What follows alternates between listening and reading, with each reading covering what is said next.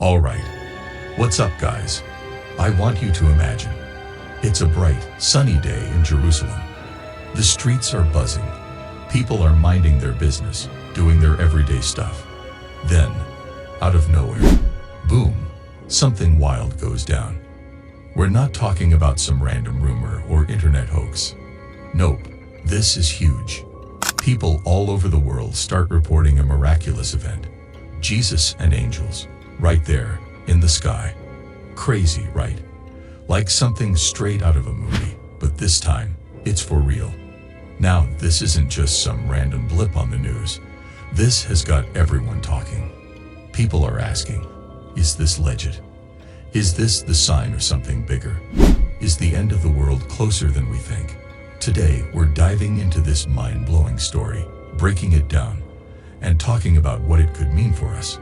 Trust me, you don't want to miss this. The phenomenon. Alright, let's set the scene. You're chilling on the Mount of Olives, which if you didn't know, is like one of the most iconic spots in Jerusalem. The sun's out, there's a light breeze, and the city looks stunning from where you stand. Then suddenly, you see a figure glowing so bright, it's like staring into the sun itself.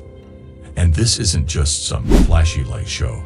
This figure is surrounded by angels, floating, shimmering, like something straight out of your imagination. People who were there say it was breathtaking, like something straight out of a dream. Time stood still. It wasn't just about seeing the figure. People felt this deep, overwhelming peace. Imagine being wrapped in a cozy blanket on a cold night. Yep, that kind of peace. Some people were so moved they started crying. Others were frozen in place, completely stunned. It's one of those moments that makes you question everything. Your life, your beliefs, the future. Everything seems to hang in the balance. Believers' perspective. Now let's talk about the believers. For them, this isn't just some cool event to chat about over dinner. This is huge. They see this as a straight-up sign from heaven that Jesus is coming back, like any day now. For these folks, it's not just some coincidence or random moment. It's confirmation of everything they've been waiting for. Imagine the excitement.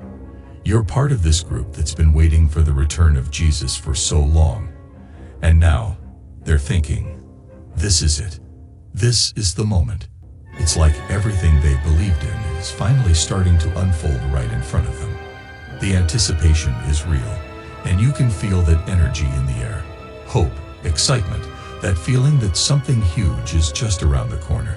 It's like getting a sneak peek into the final chapter of a book you've been reading for years. For them, this event is a game changer. It's a sign to level up their faith, to get even more connected with God. They're seeing this as a massive boost, giving them the energy to dig deeper into their spiritual journey. Scholars' perspective. But hold up, there's always another side to the story, right?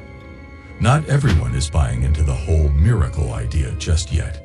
Scholars and skeptics are stepping in, asking some serious questions. Could this be a deception? The Bible does warn us about false signs in the last days after all. Remember how it says Satan can disguise himself as an angel of light? Yeah, that's got people thinking. Wait, what if this isn't what it seems? Some scholars are throwing out the idea that this might be a setup, a false sign meant to deceive people.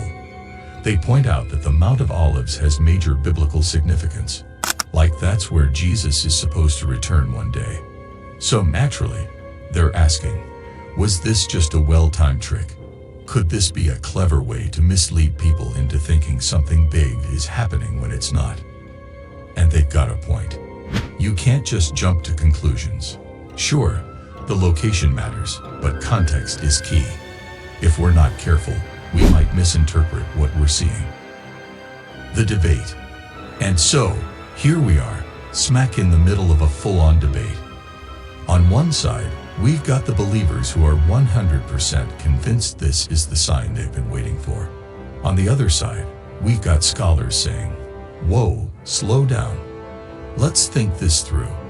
It's kinda like when you're in class, and everyone's got their own opinion, and nobody's backing down. This isn't just a casual debate though. This is serious. The Bible talks about how we need to stay sharp in the last days because deception is everywhere. So, how do we know what's real and what's not? That's the big question. It's not just about theology. It's personal. It's about what you believe, what you trust, and how you live your life. Implications. Whether you're on the believer's side or the skeptic's side, one thing is clear. This event is like a wake-up call for everyone. It's like getting a phone call in the middle of the night. Something big is happening, and you can't ignore it. For believers, this is the moment to step it up. It's time to pray harder, dive into the Bible more, and really sharpen your spiritual radar. The world is full of distractions and false ideas, and it's easy to get lost. But if you stay focused on your faith, if you keep your eyes open, you can navigate through it. The stakes are higher than ever, and there's no room for playing it safe anymore. Personal reflection. But let's bring this home for a second. What about you? Are you ready for something like this? Whether you believe this was a real miracle or not, it's a chance to take a step back and think. What's your faith really built on?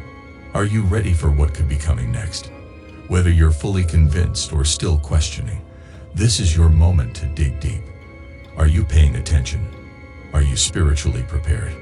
This event, whether a miracle or not, is getting everyone to reevaluate where they stand spiritually.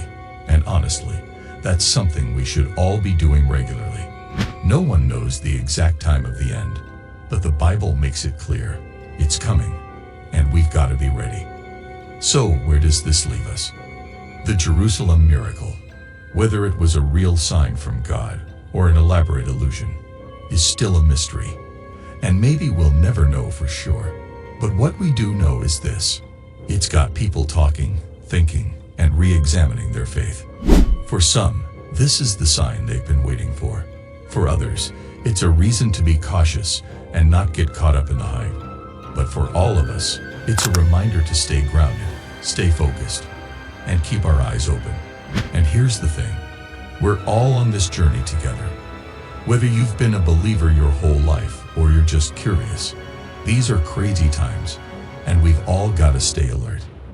The Bible tells us that the last days will be full of deception, but it also promises hope for those who stay faithful. So, what's your take? Is this the sign that the end is near, or is it just another trick? Drop your thoughts in the comments. Let's keep this conversation going. And remember, question everything, stay curious, and most importantly, stay grounded in the truth. Because, in the end, the truth might be more complicated than we think. But isn't that what makes the journey so interesting? The discovery, the growth, the constant searching for answers. So buckle up. This ride's just getting started, and trust me, there's a lot more ahead. Stay curious, stay grounded, and keep watching, because who knows what we'll uncover next.